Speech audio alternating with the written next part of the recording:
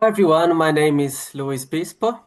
I'm a strong supporter of the World Federalist movement, and I also belong and I'm with the World Citizens Association of Australia.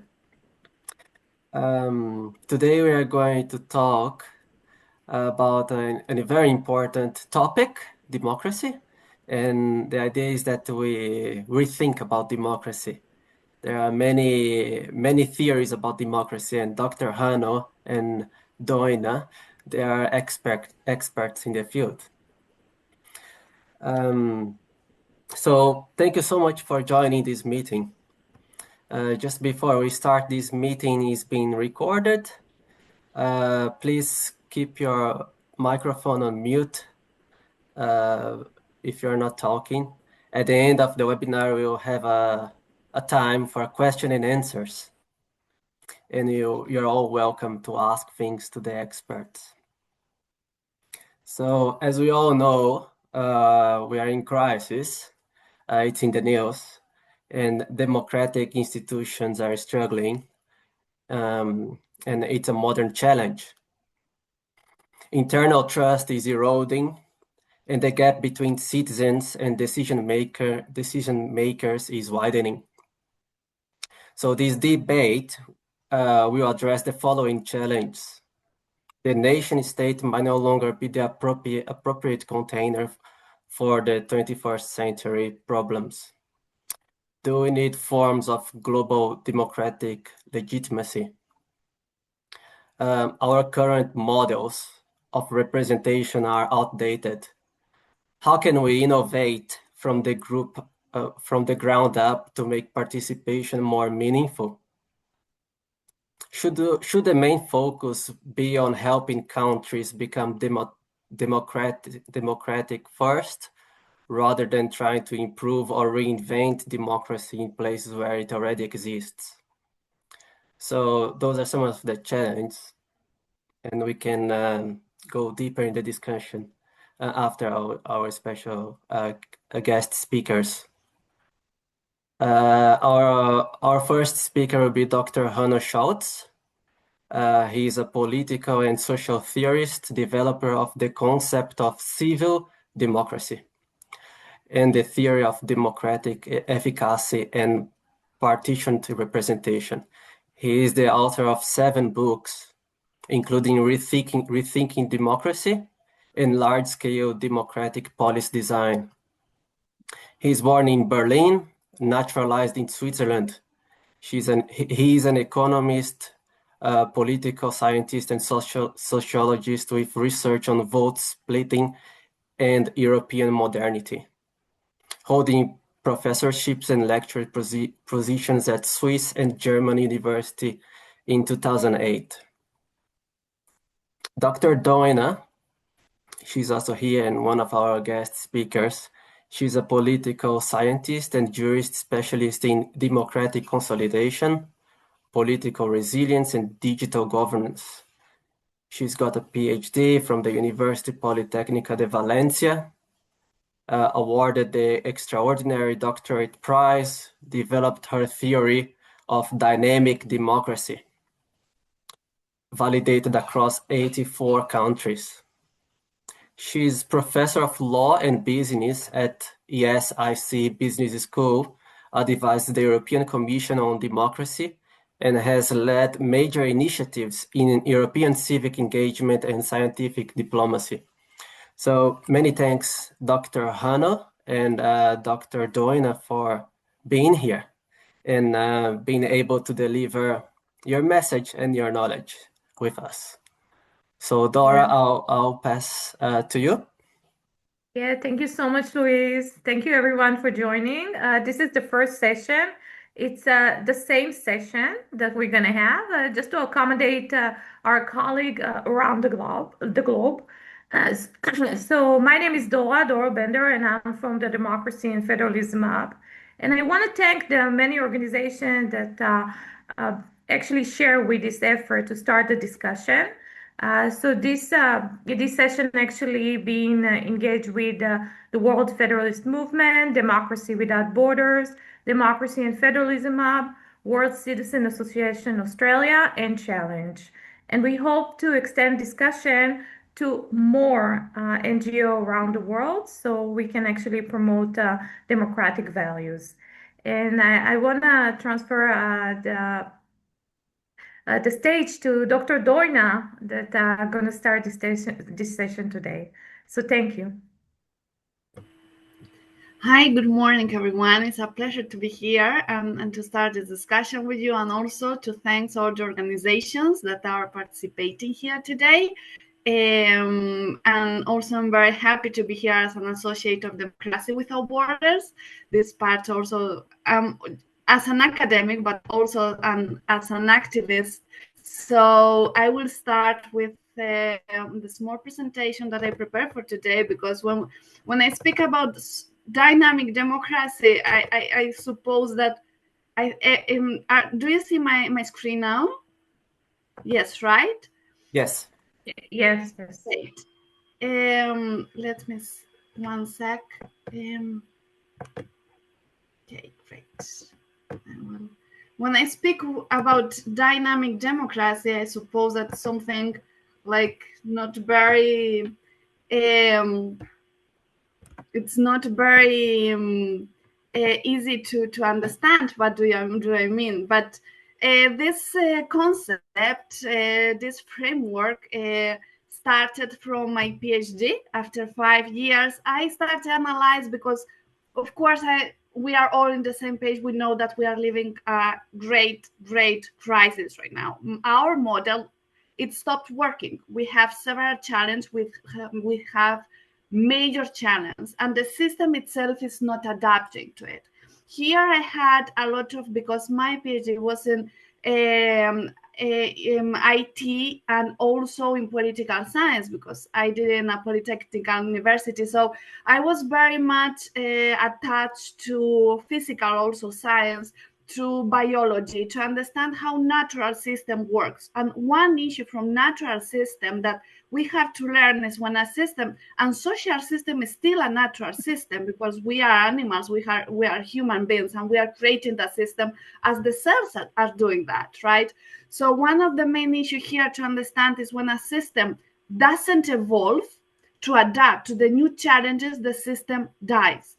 And we have centuries behind us that are showing this. The system, it doesn't adapt, the system die. And then dictatorship comes, accumulation of power, and terrible issues. We already have that, right? So we have to start thinking outside of the box, and to start thinking how to, from what I try to do here, what I try to do with my PhD, is to not think of anything that I was taught about, and to start think something new, right? So I was using the Kahn's circle of science to understand that, well, when we speak about democracy, I took the Lisa Stepan paradigm, because I think their arenas are the ones that are explaining us today what a democracy is and how we're measuring democracy, the democratic system. So for me, that was a normal science in the 1996, and based, of course, this is later, is before this, but I took this as the normal science, as the consolidated science, when we start to really measuring this. And then we had a lot of crisis. The model, the normal science, was in crisis.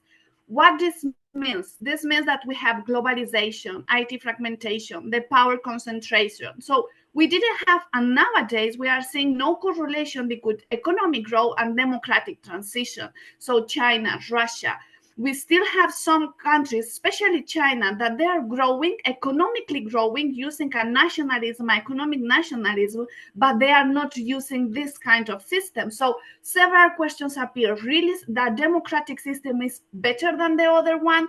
From our point of view, of course, yes. But in academia, we have to ask everything.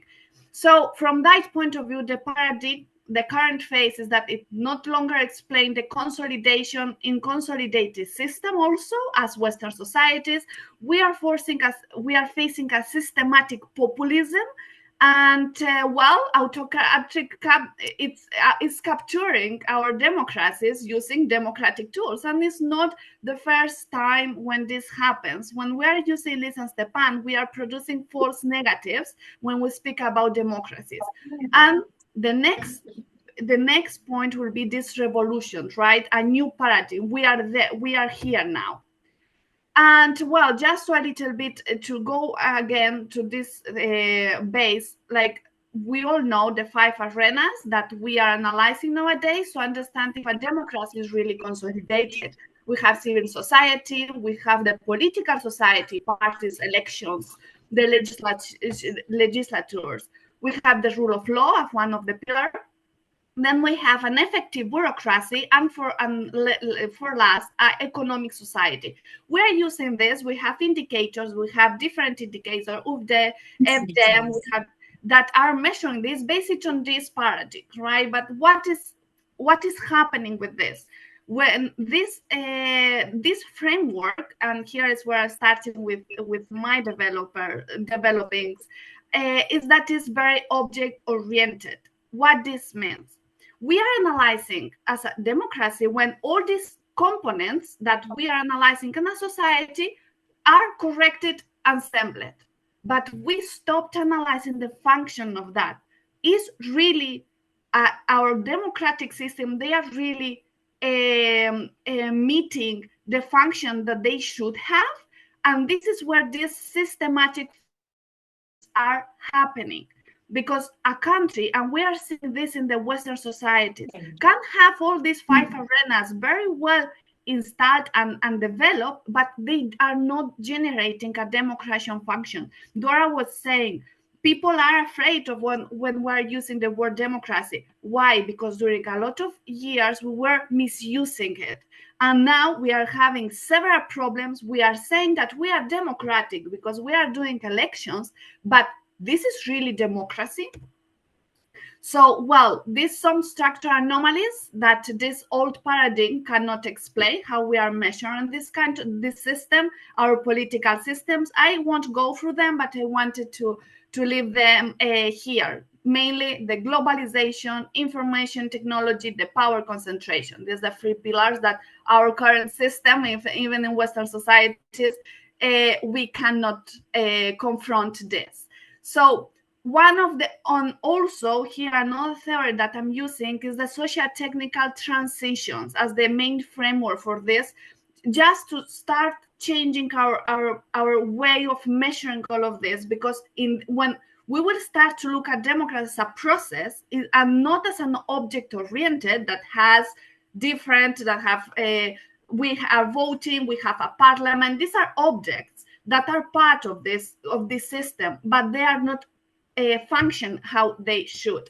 So one of the issues that I'm using here, this is socio-technical transition framework, that is saying that now we have to use this social technical revolution to adapt the system. So here also identify 6 different transitions that we are living, and adapt as, and this is the main idea of what this concept of dynamic democracy means. The main idea is that when a system is changing like that, we have to change how we are measuring this system. Because in this way, if before we're analyzing the object itself, we were measuring the object itself, and now we are living this crisis because the objects are not longer doing their process. That means that we have to change all this perspective. And based on that, we will be able, based on the faction that agenda is the participation of the citizen in public decision making, a different analysis. So here is where I start for the old paradigm to the new one. We are all trying to improve the system, and we are trying all to study, etc. So these are theoretical models. They are proved, but still, I have a lot of work before improving all of this. But the main idea was the unit of analysis for how we're measuring a democratic system was this institutional components, objects, right?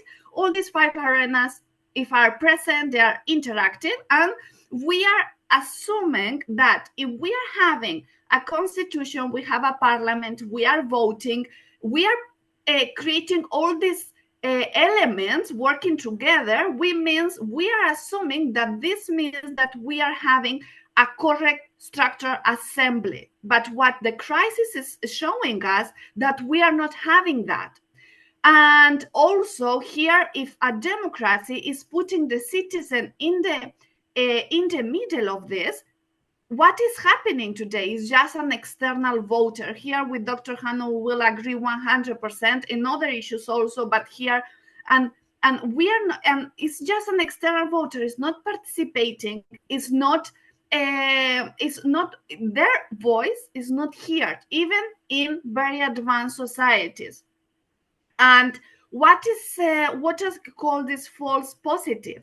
Because nowadays, when we are analyzing an indicator, the indicator, usually the FDIM, they are measuring democracies that are very advanced. They are saying so, but when we're going inside the country to the case studies, to the regions, to the local, to the municipalities, to the problems that they're having, we are seeing that we are with these institutions, even if they are present, we are not measuring how they are working really and how the citizen is there. So for that reason, where I start to speak about this dynamic democracy concept, my unit of analysis is the participatory process. This means the function. First comes the function, and we work how within, so without. So when this function will be very well ensembled, then the structure will follow them.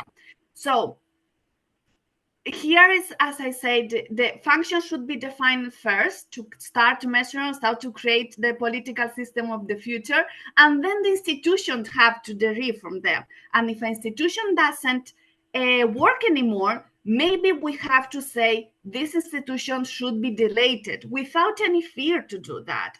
So here the citizen's role should come embedded in this decision making, because if not, well, we will see this in the discussions.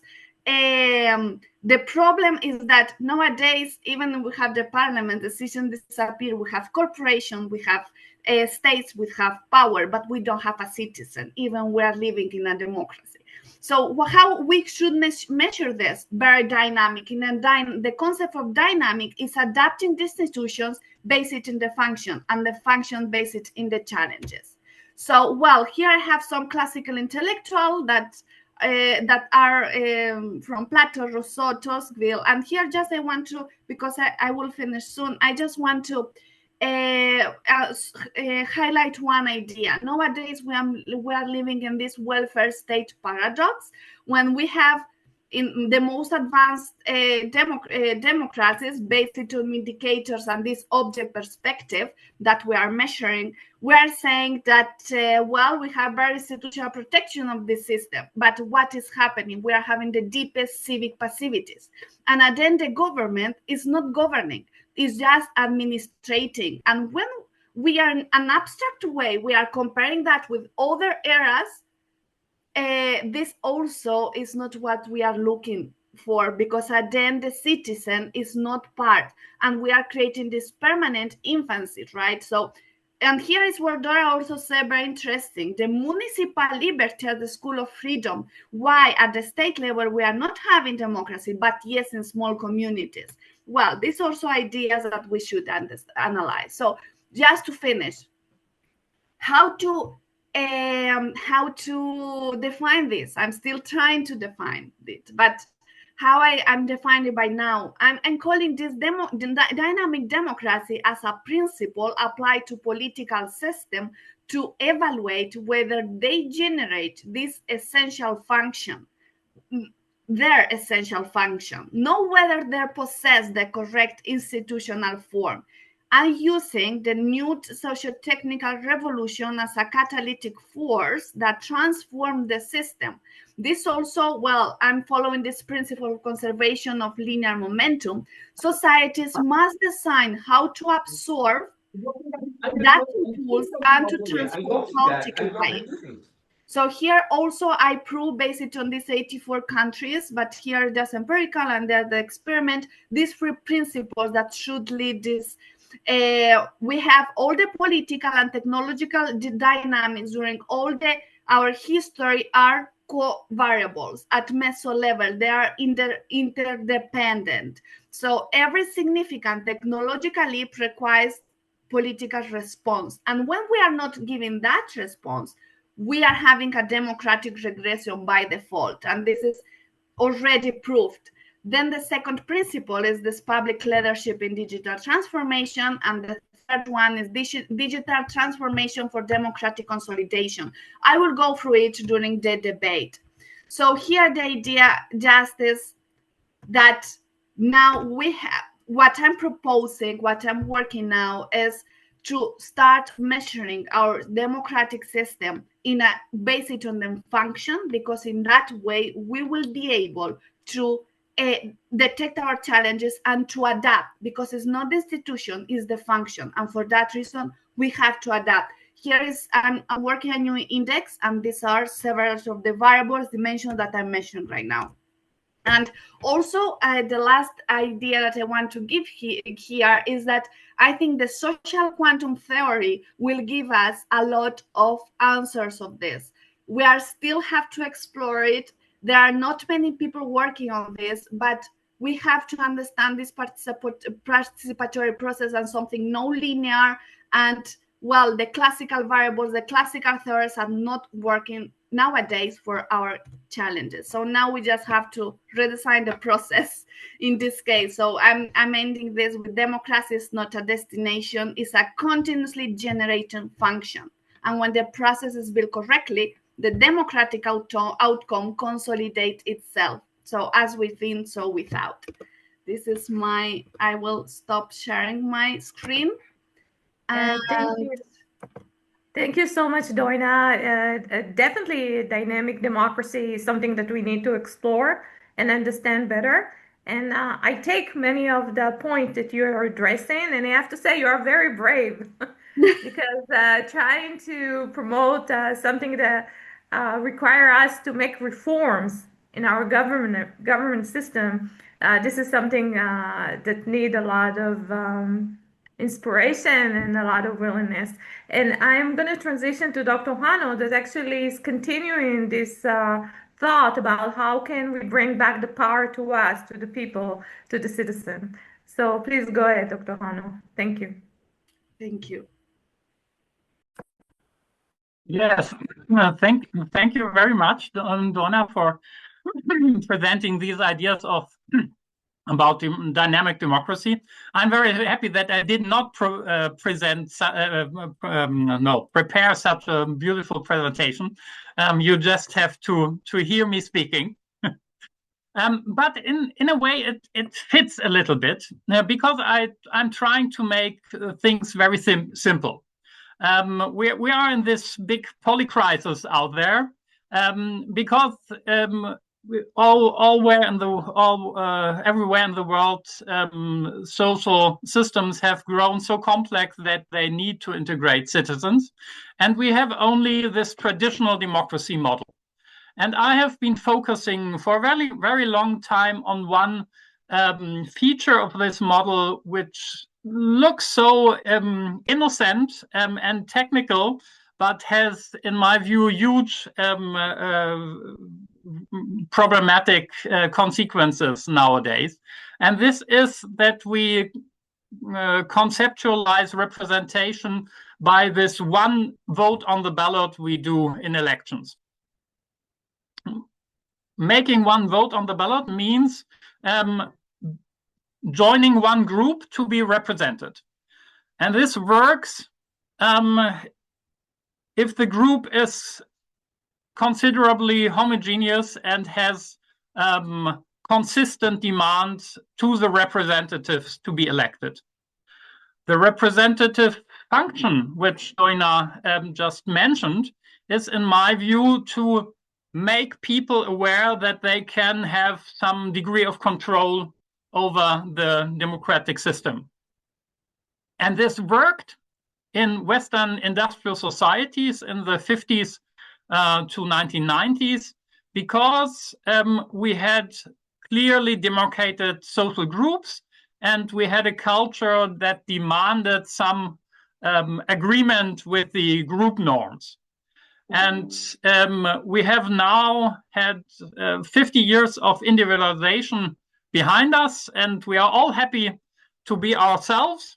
It's a great success story, but it has undermined the base of this way to create what I call democratic efficacy, this feeling and experiencing to be able to control the political system. And so what we need to do, and this is where I specify what Duina has demanded, we need to individualize our political system, both with regard to individualizing representation and with individualizing participation. The first is we need still representation because we cannot follow the path of the old basic grassroots democracy model where everyone has to think about every decision to be made. We need representation because not everyone wants to think about everything. And we can individualize representation if we focus on the fact that representation is not about who is standing there and speaking on behalf of the people, but on contributing to decisions. Making decisions means selecting among a set of options. And if we do it democratically, the ranking of these options that is built on the social level has to be built on the rankings of the individual. And here we have a measurement problem, because not everyone wants to engage in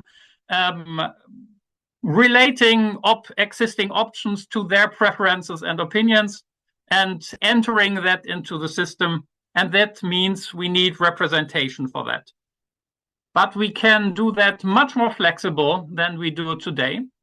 There are thousands of political actors outside, many of which are very specific, and therefore they are not falling into the trap of dissatisfaction in which parties fall, because in individualized societies, parties have no coherent base anymore, and they always need to make someone unhappy by turning to another part of their electorate. Civil society organizations, in contrast with a specified profile who do not have answers to all questions, can keep a much more clear profile.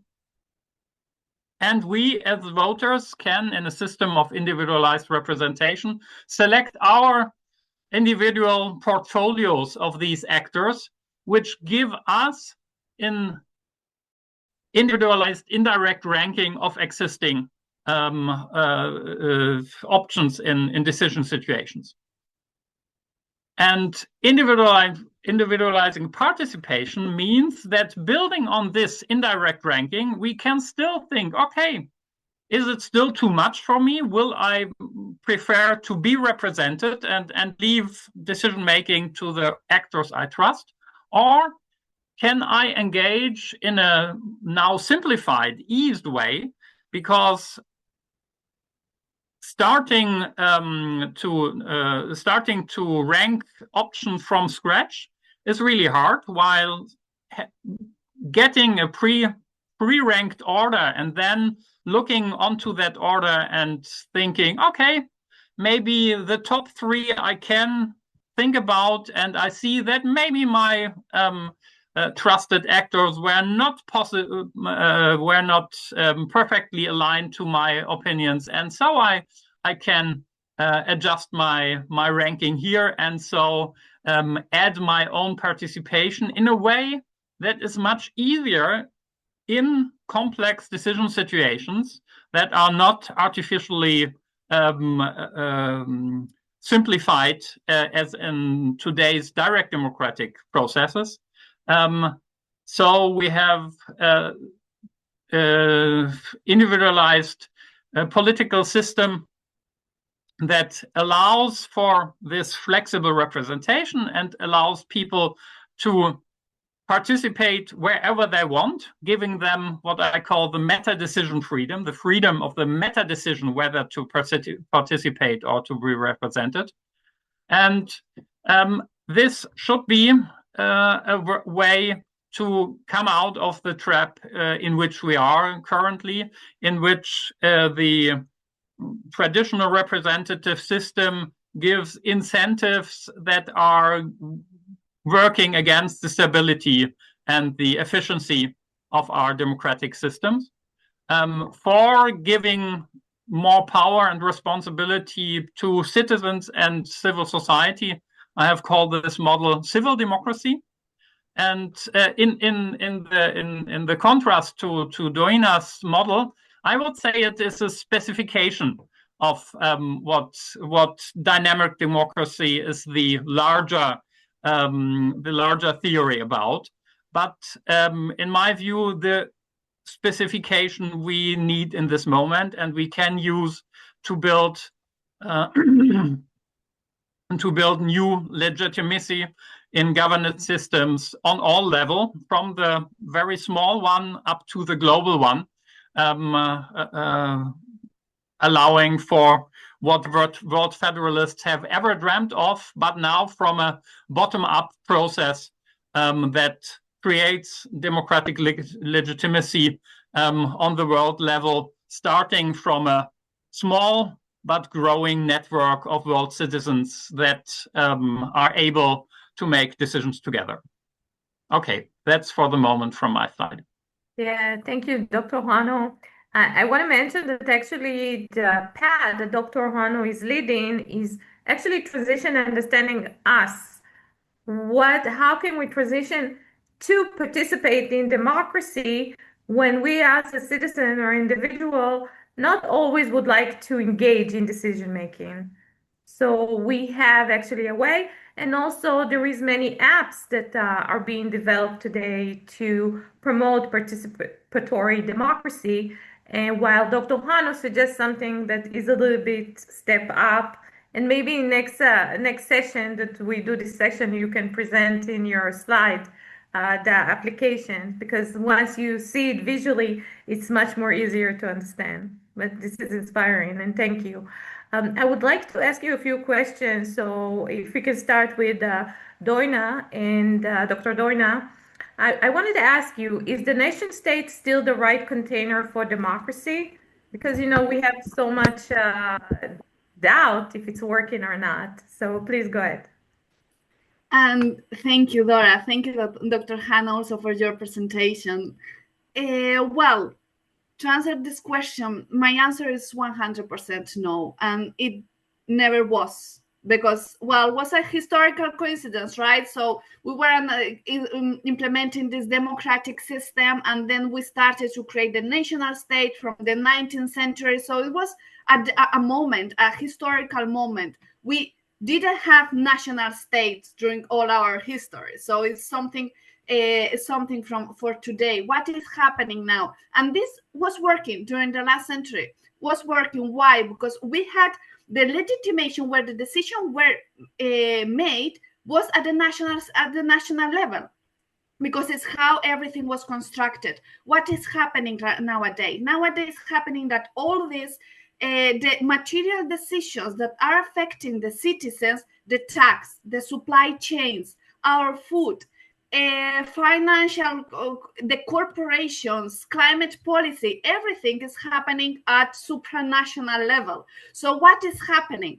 The competence is gone. It's not at the national level anymore. We are starting to, we're just implementing these objects, as I say, because I'm calling them objects. We still have parliaments, we still have this representation, politicians, etc. But when we analyze the function of that and the correlation with the decisions that are really affecting the citizen, there is not much anymore. So here's where our major crisis is. also is not a solution to just do, well, let's upscale this and let's create this supranational organization with supranational power, because we will have the same problem. Here is, for that reason, I'm a federalist, because I understand the governance as a multi-layer. It should be at municipal level, at regional level, and the nations are still, I'm still okay with the nations, and I will be, because it's a check and balance. We still need this kind of level, and then we have the supranational level. What is happening right now in the European Union is that they are trying to avoid nationalism, and because how they have lack of legitimation right now during these decisions. What is happening? The nationalism is coming back, but in a much more severe way. So my answer is national scale, yes, 100%. But let's reinvent this, because it's not the only answer here. And we're measuring in a wrong way, because we are focusing all our indicators at national scale, based on these institutions, right? So this would be my answer for this. Yeah, I pretty much agree. Dr. Hanno, go ahead. I think nation states have made such a big imprint on global history that they will be with us for quite a long time. But of course, their importance is diminishing. It's diminishing in both directions, upwards and downwards. And we need democratic systems that are more able to project citizen preferences on all these levels. While we have had a historical phase behind us where we were able to project citizen preferences on the nation state level in a specific subset of nations in the world. And we need to generalize this in all directions, upward, downward, and in the geographic scale, which we will talk about later.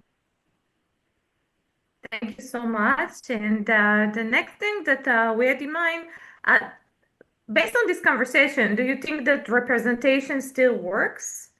Dr. Hanno, would you like to start? Yeah, it does not work anymore, or at least it does not work as good as it does. And the way to make it work contributes to the problems we have. Because you need this, see this in the United States and other societies to a small amount that represent the current system of representation creates false problems. There is a lot of discussion in the United States about religion and about gun rights, which of course are important questions, but they are not that important as they have become in the system, because they allow for clear differentiation of the parties that exist.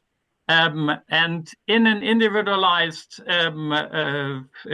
society meeting this old kind of traditional democracy, it leads to the important problems being neglected because they do not fit into these party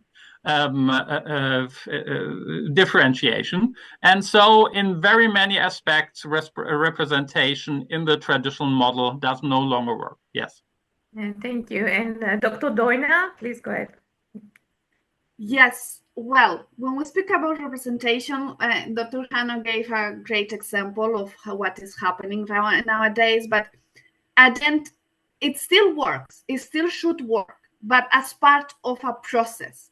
Because when we are going down, like before, and we were analyzing why representation started, first of all was because of this information complexity. So we had one elite that had all the information, and we had the citizen. We didn't have technology. We didn't have any means, like very, several means to access to this information. At 100 ago, we just started to have newspapers. So this information asymmetry was very major. So a normal citizen didn't have access to that. What is happening now? We are having this citizen that should be empowered, should be educated, because if not, a democracy never will work. So this is the base of our system, and accessing to all the information that is possible through internet, through all the technology that we have nowadays. For that reason, I speak about this socio-technical revolution, right? So representation as conceived before, and how we are measuring our, for now, I read this concept of electoral democracies, because it's what we are reading right now. Electoral democracy based on a representative system. This is not working anymore when seeing this topic. So I understand why people say, well, I don't want a democracy, because we are seeing what can happen. We are already in the crisis, and we are already closing the paradigm. So in this case, representation and still should be something logistic.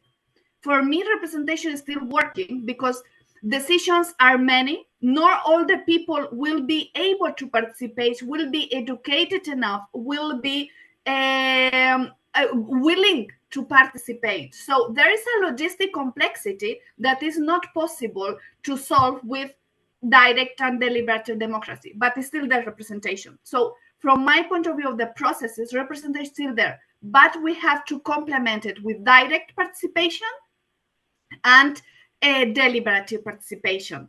And this to create a new process. For that reason, I speak all the time about the processes. So yes, representation, yes, but as one of the pillars of this system that we have to create.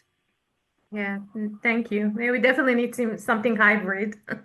So we'll move to a question that is very on stage right now. Can international institutions be made democratically legitimate? This is something that I think most of us in the world are puzzled. So we'll start with Doina, and please go ahead. Yes, in this case, well, I think they can. This international institution to be made democratically legitimated. We are working from Democracy Without Borders with different campaigns, but I would like to highlight the UNPA campaign. We are trying to create a parliament, or to make the people who will have to take the decision to do it, to create a parliament at the UN level, at this supranational. It's still the representative democracy, but well, we will take it as a middle step. And because we even don't have that before going to the direct participation, deliberative participation, we need at least one foot to put in.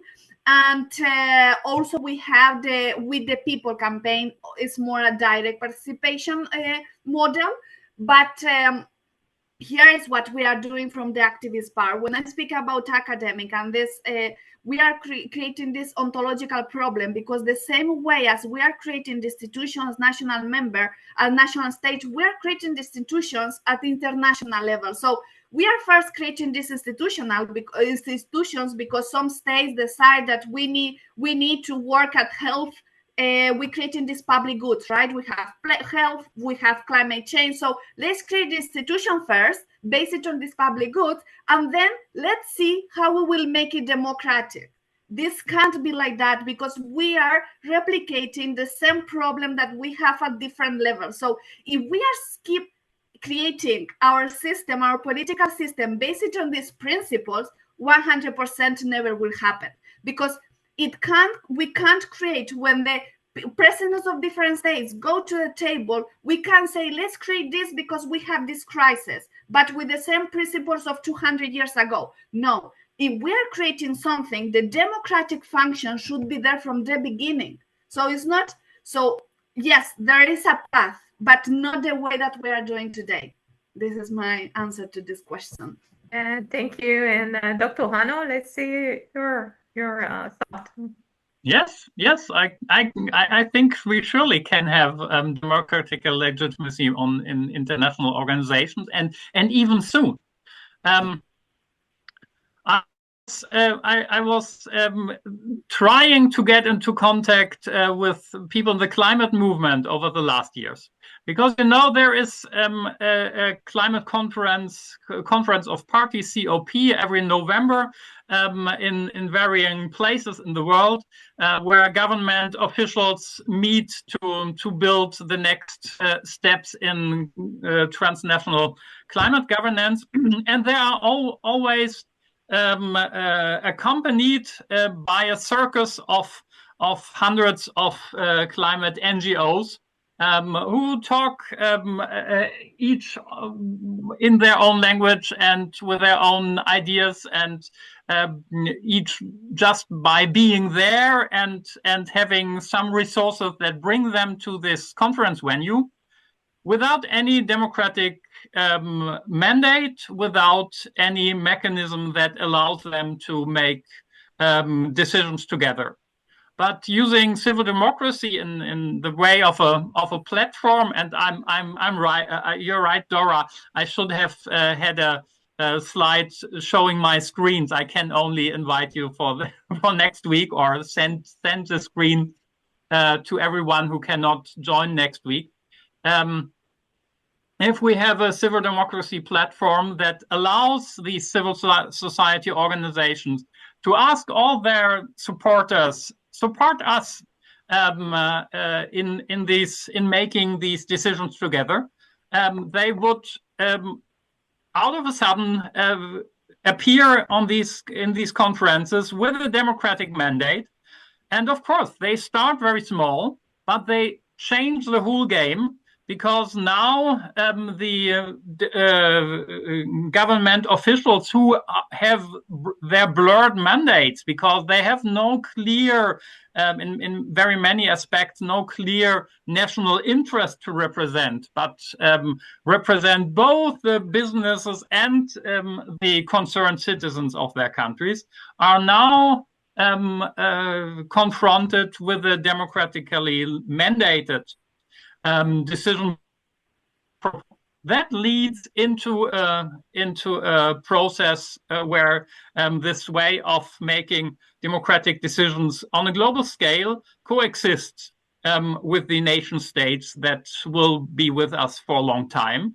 And federalism on all other levels beside the world level is always a bicameral system, where we have one chamber of the parliament consisting on a national vote, and the other one consisting on the sub-national territories. And this model projected on the global level would mean to have one chamber elected in a civil democratic way and giving the most of its decisions to the global citizenry, while having still the national states as a second chamber to approve these decisions made in the democratically legitimate way. Yeah, thank you. And we're going to continue with you, Dr. Hanno. And we wanted to discuss a little bit, how do you build democracy where it doesn't exist? Because most of the countries today doesn't experience democracy, but the democratic countries are the ones that are more attractive to people from immigration perspective. Good. Yes, indeed. To understand why democracy is such a geographically specific feature, one needs to go into the history of this concept of what I call partitioning representation, to organize societies in groups. And it turns out that this is a very European concept, and a European concept that is even behind the European ascent over the second millennium, between 1000 and 2000, because Europe worked in a way to organize its citizens in distinct group, accepting overarching institutions, which worked for a long time based on specific cultural values, and which has changed due to the individualization processes. But other parts of the world have never had these cultural values and social and power structures that enabled the system. And so democracy did not hold in a comparable way there. For example, in Russia, you have only this experience of democracy in the 1990s, and all Russian citizens today equate, or almost all of them equate democracy with chaos for their cultural context. The same is in many Islamic countries where we have brilliant survey results of people who say, yes, democracy is a very good idea, but it's not working in our country. And it's not working because of the traditional system and its requirements of society already structured in partitioning groups. So to introduce democracy where it doesn't exist, you need two things. You need a vision and you need a strategy. The vision is to be able to convince the citizens, yes, democracy can work in our society, and it can work because the old model of democracy did not fit our cultural preconditions, while we have now an individualized model that works everywhere without presupposing such preconditions. And the second is a strategy in all contexts where you have an established autocracy that is not able even to elect the minimum of electoral democracy. Because in every electoral democracy, like in Hungary today, you could organize the opposition using civil democracy and therefore change the system from within. But in systems like Russia or Iran, you need to build an organization structure aside of the existing system that needs to make the democratically legitimate decisions in the way of overthrowing the system. And of course, this will have to be worked out in every specific case in a specific way, but the basis can be given. Thank you. And please, Dr. Doina, please. Yes. I think Dr. Hanno gave us very interesting ideas to start with this to follow with this conversation, and he was saying much more about to convince people. Here is where I differ a bit, because I think we have to prepare the people. Also, you were saying that during giving the example of Europe, the historical how our current system was created during millenniums, and the people in Europe, we were prepared for that because we had this history behind our culture, our morals, the European view of life, and this was preparing for us. So and also the education here is very important. When we achieve a level of literacy, this is very important because it's when a democratic system can work. If not, it's very dangerous to implement these kind of systems. And for that reason, I'm again going back to the process.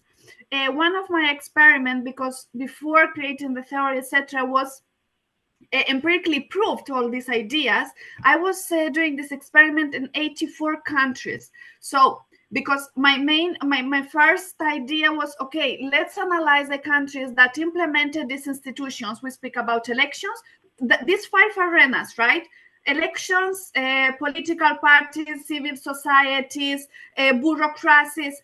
And we are analyzing today, even because we have a lot of countries in Africa and Latin America, Russia, India, they have these institutions, but they are not working. So even if we are saying, okay, let's do, and for that reason, I think all the issues that we were doing the last year promoting democracy in other countries were not, we didn't do this process well, because we were promoting institutions. Now they're having institutions. They are using institutions just to keep going to do the things as they used to. So even if we have institutions, this is where dynamic democracy principle comes. Even if we have the objects, it doesn't create the functions. So how to consolidate democracies in countries where they are not democratic? First thing is to prepare the people. And how you can prepare the people? You can't do it by force. It's something that you have to educate, to make awareness, to create this thought in their minds. And also, I think IT technology here is great, because when I was doing my experiment, the pattern that I found, because it was empirically proved, if someone wants the data, I have for them, also is published. I have several papers with this. The pattern that I found is that process, that countries where the process of having IT, having technology, developing the technology, that means making people to access information and making people to access free education. If they want to be aware and to awake, they are having this very, very close to them. And when from the system, they are using technology, individuals, citizens, and administration to make this process transparent, this is the process, this is preparing the system by within. Then when we're analyzing the indicators of how this institutional started to work, they are starting to work better. And the last variables here that I measured was good governance, principle of good governance. I didn't start to analyze elections or things like that, things that we are thinking this here. No, I analyzed the process, the transparency, and education of the people. And then I achieved this pattern. So how to do it is constructing by the process, not to force anything, but educating people and creating this system from within is the only way to achieve and to consolidate democracy in these countries. Yeah, thank you. We're gonna head to the last questions before we open it to the to any question from our audience. So it is for you, Doina. Looking into 2025, I'm sorry, I wanted to say 2030, but it's just around the corner. Looking into 2050s, how do you think our democracy going to look like? To be honest, I still think about this question because I don't have an answer. And for that reason, also I propose it. Because I think we have to think about and to discuss and to create groups to think and to propose a solution or to lobby for that solution. Because if we are keep following this path, saying that countries in Western societies we are very democratic and then we are not doing the function that a democracy should do, we will just collapse. And autocracy is very close, even for us. I have the example in Spain. We can see UK. We can see countries that were working and growing. United States. There are several. And when we analyze the FDEM index from the last year, we are seeing that we are collapsing.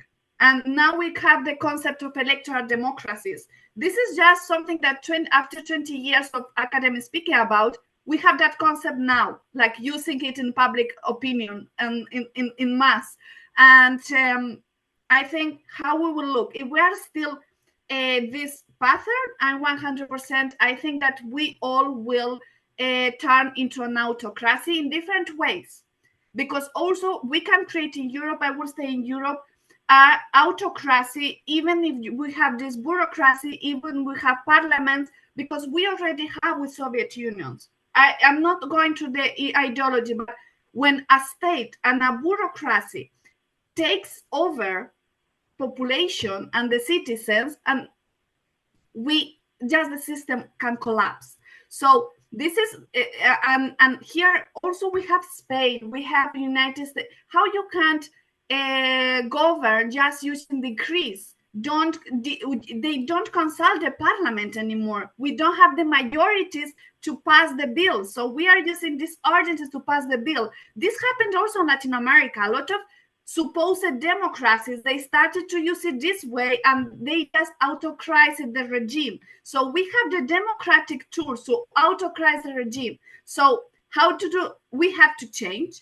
I think here we have a very interesting concepts. For me, it's very important to create a constitutional change. We need a new social pact. This for me is 100 is very important, because these ideas, these principles, even we call it theoretical, this democracy dynamic principle, the civil democratic principle, direct participation. Switzerland has it. Here in Spain, we don't have it. I don't believe in referendum, because it's also a populist a tool. We saw it in UK. So these principles, these three pillars of the representative democracy, direct democracy, and deliberative democracy should be constitutionalized, because when we have it in our constitution, that now the system, we are taking decisions in a more complex way because our society is more complex, then we can create these tools that can materialize this. But if we are not changing our constitution that are very old for nowadays, then the system going like that, the inertia is to collapse. This is 100% how to change constitutions. Here I started in Spain this conversation, but for now anyone wants to open it, because it's very like when we are integrating all this power in one hand, they don't want to lose it. And this is something that happens during all the millenniums. And we already, and yesterday, I will finish with this. I read a phrase, an idea that the ones who doesn't know history, they will repeat it. But the one who know history, they just sit it, seeing how the others are repeating the history. So it's how I'm feeling now. I know what will happen. We know what will happen. But we are seated because we can do very few things. And well, this is my final statement with this. Thank you. And let's move to Dr. Hanno. Please go ahead. I'm really confident that we will have in 2050 individualized representation and individualized participation all over the world.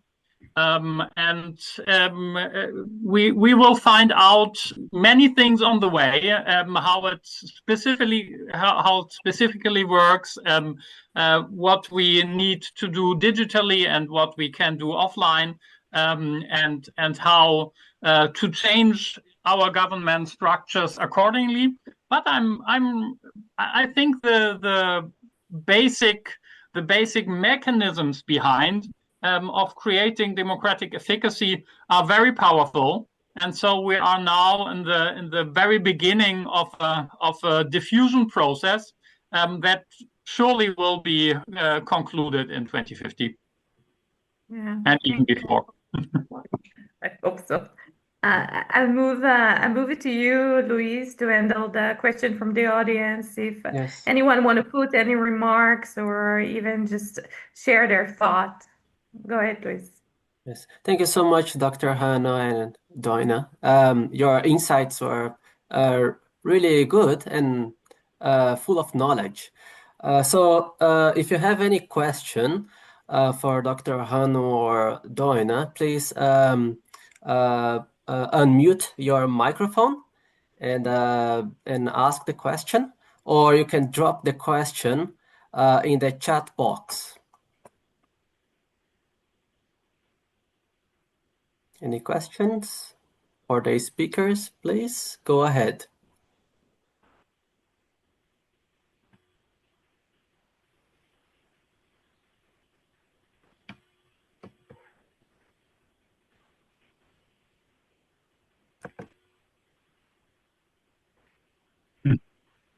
Unfortunately, John is leaving us. Yeah. Chris, do you want to add anything? Well, I'd ask a question about specifically the UN. So it's been mentioned how we make the UN democratic. That's the central question, I suppose, for world federalists. Well, the trouble is, I think we started in the wrong place. We made when the UN was founded in 1945, whatever, it was made universal. So by now all the 194 countries belong, including all the autocracies, China, Russia, etc.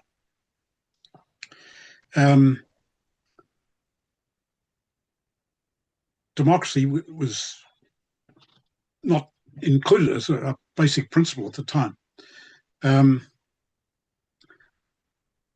In my opinion, that's the wrong way around. We should have started with the democracies and built up, waited for the autocracies, if you like, to develop, evolve into a more democratic system and join later. And that's what our coalition is all about. I'm aware of Andreas Bummel, Democracy Without Borders, this idea of a UNPA. That, I must admit, seems the best option for a gradual transformation of the UN.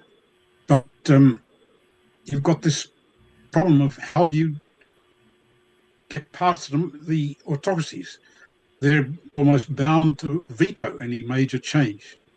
And that's left the UN basically static for 80 years. It's very hard to see it changing.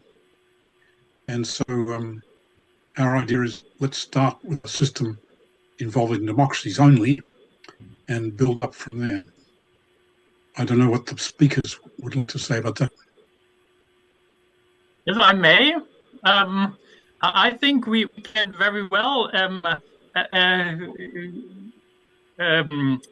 get the populations of the autocratic countries into a system of global democratic representation. And of course, their governments will not always be happy with what they do. But this is the that citizens can make their own heads independently of the governments. And it will be part of the necessary education process that Doina mentioned. That is surely important in transforming world society from a society of mostly people who accept what is done on the government level to a society of people who feel co-responsible what is done in the world. Yes, if I may, I will continue with what Dr. Hanno said, but before educating the people in the autocracy and making them to start thinking in this way, I think we have to clean our own systems. This, I think, is because if we are declining, our societies are already declining, like closing this system and facing this crisis. We have to solve it and to create a good model that is really working. Then is the only way that we can have adopters of this. But when we are going to the UN, because I think Chris said something very interesting, and when we are going to the UN, and also he said the same that, well, I was explaining before, the main problem of the UN was let's create institution and then let's see how it will work. And we didn't have this democratic principle from the beginning. We didn't establish this function from the beginning. Now it's very late. We are facing major problems at the UN. We're having bankruptcy, financial bankruptcy already. This is also well known that they are not able to finance their own staff. So how much time the UN still have? And when the states will start to leave it or to keep it static and not to pay it, then what will we have? For that reason, we are having this multilateralism crisis. So maybe the model for the future, what we have to do, Chris also appointed very well. I'm 100% agree with the democratic coalition. Before I wasn't, but now I am. And I think it's a way forward, and maybe not to create a new institution the same as the UN, but now we have, well, a step forward. We know that it should be democratic.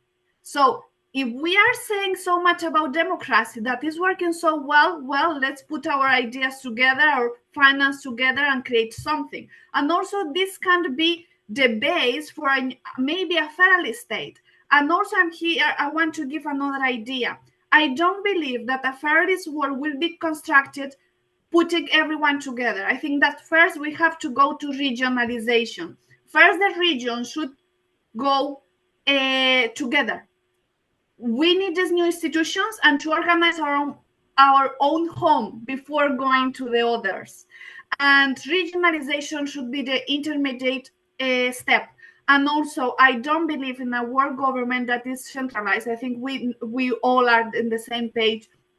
The federalist means that the national state, we are keeping it. We are keeping the regions, we are keeping the municipalities, but we are also constructing supranational institutions with a democratic function by region. So all the America together, all Europe together, Africa, and maybe in that way, but I'm not going there. Let's start with us. And maybe in that way, we will be able to create a UN 2.0. The UN as it is, even we are doing this parliament, we are promoting that, we are lobbying that. But if the government, they don't want to it, we never will have it. So why to still invest we have to do it, of course, but it's still there. But the inertia will say that the UN as it is will disappear or will change or will be broke. But we don't have to wait to that. Let's create something that with this theory that we already know, let's create something new. And I think a new coalition should be the step. Thank you, Doina, and Chris for the question. At the World Federalist Movement, one of our mission is to establish a democratic world federation, and there are different pathways to achieve this democratic world federation. One of the pathways is to unite the democracies. So all the democratic countries get united. Another pathway is what you just said, Doina. It's about uniting the regions. Like we have the Mercosur, we have the European Union, we have the African Union. And then we can, that's another pathway to achieve the democratic world federation. There is also about the Earth Constitution, the ratification of the Earth Constitution, and the reform of the UN. So uniting the democracies, I think, in my opinion, is the best pathway, in my opinion. Now, we have one question here from Caleb. Yes, before going to the next, can I have 1 sec, because I just wanted to add a comment to about what you said. It's not just about voting, and the democratic system is very much related with economic growth. So first we have to focus on this economic growth, this economic with the new concept of sustainability, etc. But it should be related. It's not just let's put together a system that is in crisis. Let's create let's modify it and also to guarantee the economic growth for our societies. This is also very important, facing the crisis that we are living. And that's it. Sorry, let's go to the next question. Thank you, Doina. So we have 2 questions, one from Caleb and one for Borges. Let's go through Caleb's question first, and then we'll wrap up because we are on time. So Caleb question. Luis, we have Boya raising a hand. Yes, but Caleb also asked a question, Dr. Hanno. So I will go through his question first, if that's all right. So Caleb is based in Kenya, and his question is, how does democracy work where people lack basic needs? Survivalism. If I may, I didn't read the question, but I think I just answer it. It can a democratic, because here we speak about Marshall Pyramid. We can't speak about this very developed way of managing our societies when people doesn't have their basic needs, because we understand that if we have, for that reason, democracy should be very much related with economic growth. First, we have, I think we already tried, but we can't say, well, let's create a democracy in a country if we are not creating this market that can work, that people can develop, that can create wealth, that can have their basic needs covered. So it should be at the same time. We have to develop both at the same time. And now we have globalization. This is something that is already working. What we are not have is this political development. So it should be it's a process that is correlated. So Caleb, to answer your question, it's also in academia, we demonstrated when we are starting to create very transparent, more transparent institutions to make people more educated, the economic growth is also there. So it's something, there is no possible a democracy with economic growth, and it's not possible, but the same it is. So, well, it's about values more. But, May I add my voice as well? Because after a meeting that was almost full of agreements, here I definitely have to disagree. Of course, economic growth makes everything nicer and better and more smooth. But in the long-term data of Angus Madison, we see that Switzerland started its current constitution at a time when its average per capita wealth was on the level of Africa today. It created institutions that work and that helped building that impressive growth story I'm living in. So for me, it's clearly institutions first. We need good institutions for economic growth, and these good institutions, if they are even democratic, are much more helpful to allow for that. And so I think, of course, if people have the feeling that they are running for their lives, that is a problem. But in every situation, people are always able to join into their forehead and join rational thinking, and so join into a culture of making responsible decisions together, even in situations of relative poverty. Thank you, Dr. Hanno. And Caleb for the question. Let's move on to the next question from Borja Saez. So yes, thanks so much. Can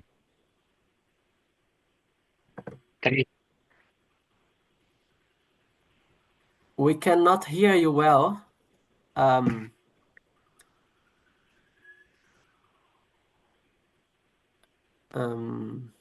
Maybe if it's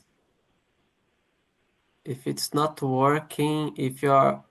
Yes, can you hear me well? Yes, now, yes. We'll make sure.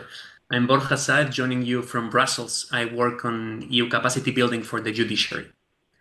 It's a pleasure to be part of the discussion. To be honest, it's very good not only that you're bringing new proposals, and thesis on how to be and to create democratic societies, but it's also that you're not bringing in one in all key solution that can save everything. That actually it's all about processes and different tools.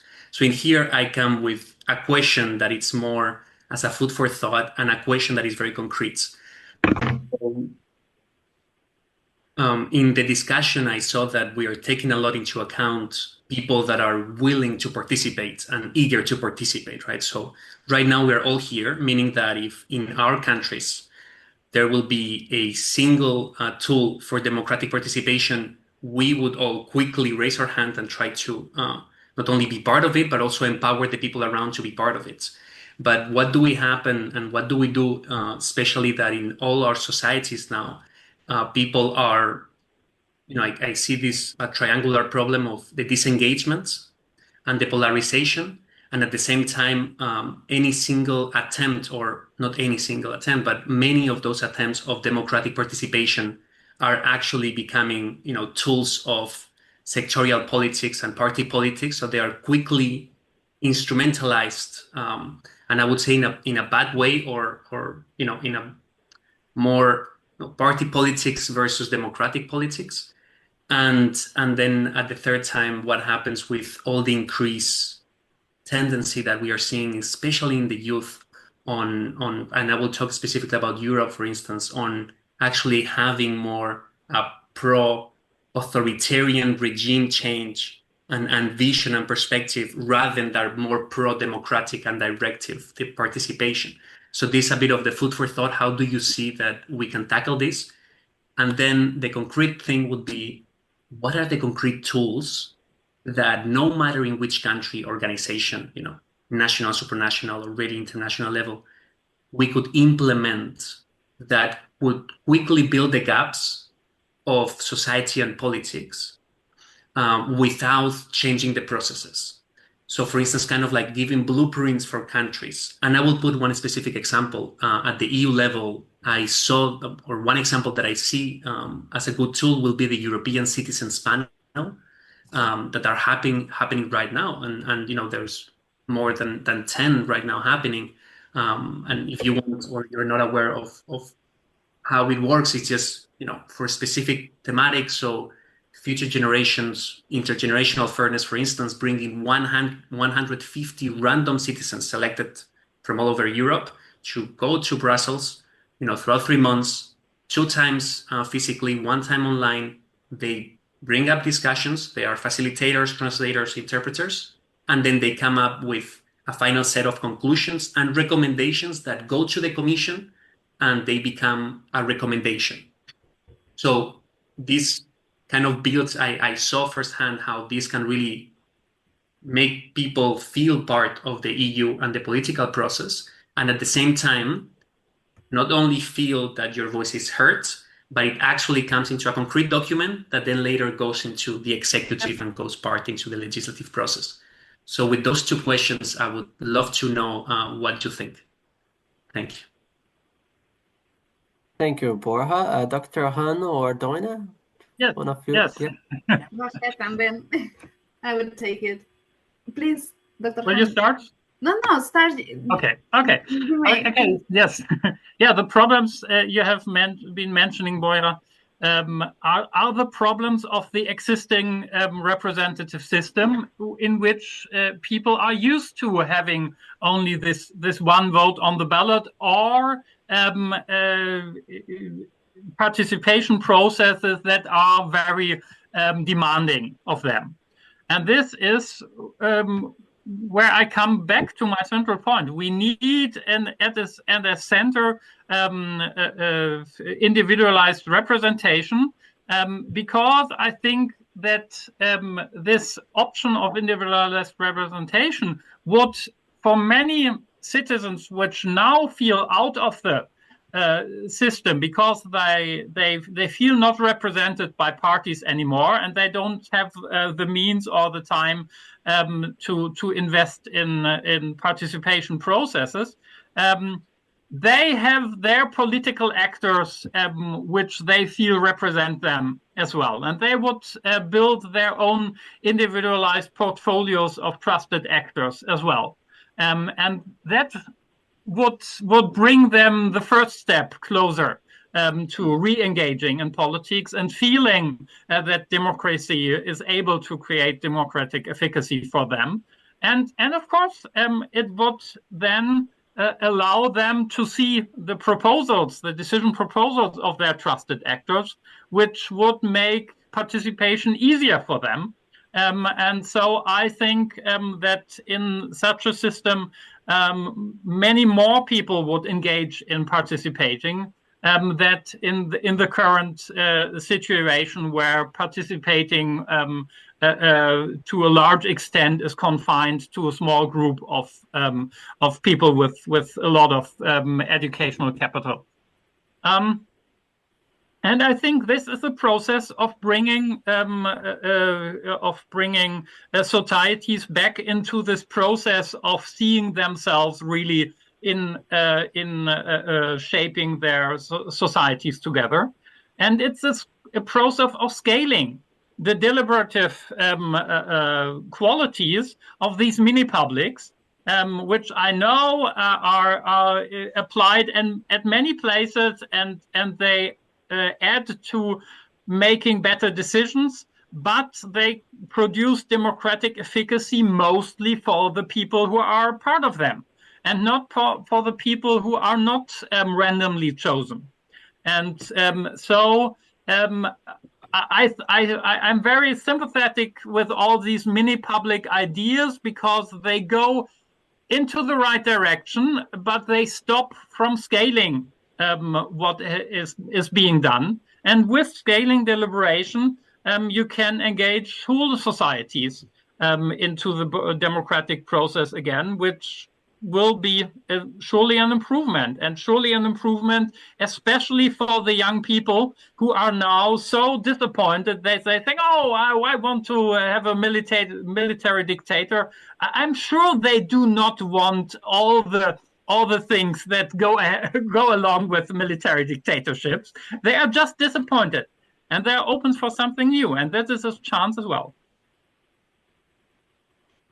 Thank you very much. Borja, thank you very much also. If I may, I will proceed also with my answer here. Borja, thank you very much for your question. It was very, very interesting. I will start with the point of the youth voting autocracy. The last 10 years of my life, I was a youth activist. I was the president of JEF Spain, working with federalist movement at European level, the young ones, the seniors ones. And I was very much, and now I'm a professor. I'm a university professor. I will go to this with the second question. But when we speak about autocracy, and young people wanted to vote that, how here I don't want to judge how we can judge them if they are seeing that the thing that they were studying, they won't apply it anymore, mostly. Even IT, we are having major crisis when we speak about employment. They were preparing all their life to go to a work market that they can't go there anymore because everything changed, and they weren't prepared to do that. And why they weren't prepared to do that? Because we failed, and we are still failing. Here I will then relate it with the second question about what I'm seeing now as a professor, also a young professor with young people. We are not preparing them, and they are already made. They are going there, they lack from capacities to adapt. So they are saying that a system that they are not giving them employment. Now with artificial intelligence, we prepare people who knows things by head, by memory, with everything, and they can't not give answers to very great challenges. They are not able to do that. And when the information and the analysis doesn't matter anymore, because we already have the artificial intelligence, what I'm using 100% all my days, and it's an incredible tool, but you have to be an expert to use it. If not, it delays all your structure thoughts, and it's what they are facing. So no employment, no household, no future plan. What a person can think, well, maybe one person, one dictator will change all of that. And we can't blame the youth for thinking like that. I know that they don't really want it because they know what this means, but is when you are in a necessity, is what you are thinking first. Maybe one single person will change everything and will give us the thing that we don't have. And here's where populism and everything started. For that reason, I said that democratic system should be hand by hand by economic growth, and we need to give to the young people a lifetime plan. We have to give them. or at least to prepare them to can create by themselves this. If we are not preparing them to that, then what we can expect? Then I'm going to the second question. They don't want to participate. Like people, if what is happening now is disengagement and they don't want to participate. And here, as a professor, I have to say that this is part of our education system and also part of our democratic system problem.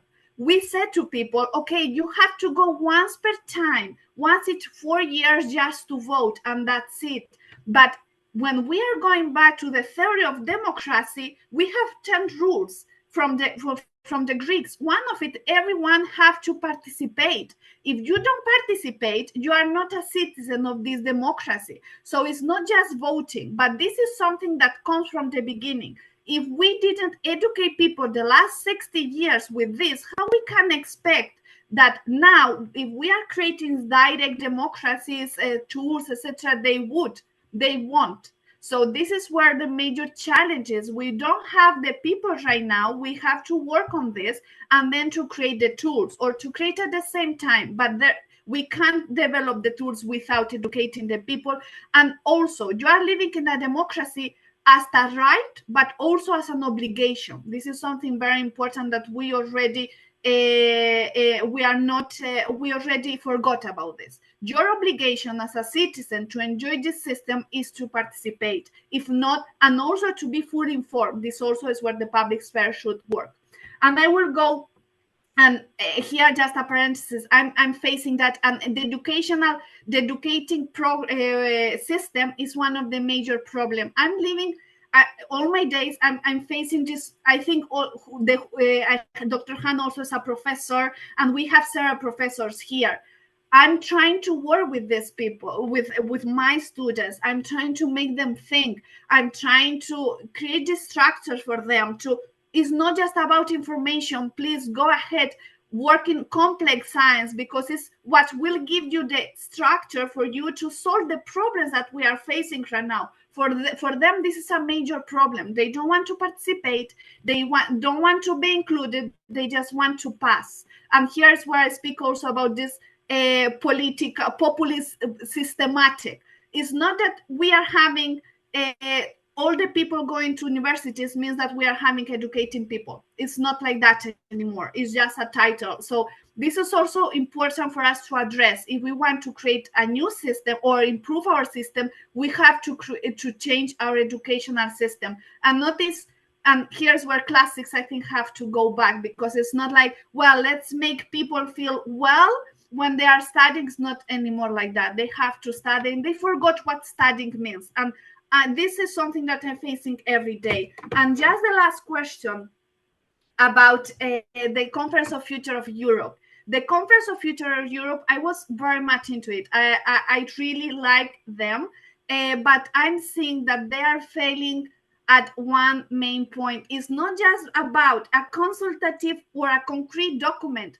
The Conference of Future of Europe, the panels already said that they want a federal Europe. We are not applying them. I'm not seeing the Commission doing that. I'm not seeing the Parliament. The Parliament already 2 years ago or 1 year ago already wrote to the European Commission, well, we already have results of this exercise. Why you're not implementing anything? Because they are not must to do it. Our political system is not prepared for that. Because my main theory, like when I was studying all of this and proposing all of these ideas and principles, I was all the time looking at the Conference of the Future of Europe. I started, then the conference happened, and said, okay, we are going to the right path. I was very happy to it. But when these panels stopped, or already we had several clauses and the free precedents and all of that, the people went back to their homes, and we are not implementing nothing we are using as a concrete document for deliberating. This is not the way. We have to create a system. For that reason, I speak about a constitutional change, where if we are creating this conference of future of regions, city halls, nation states, Europe, the things that will come from there should be implemented. They must to be implemented. And I think I will finish this with this. Thank you very much. I hope that I answered to Borja. Luis, you unmute yourself there. Thank you, Doina and Dr. Hanno, for the reply, and Borja for the question. Unfortunately, time is running out, and we need to wrap up. We still have a few more questions, but unfortunately, as I said, we need to wrap up. I think it was very constructive. It's Borja said, food for thought. This conversation could go ahead for hours and hours, and it's an educational material.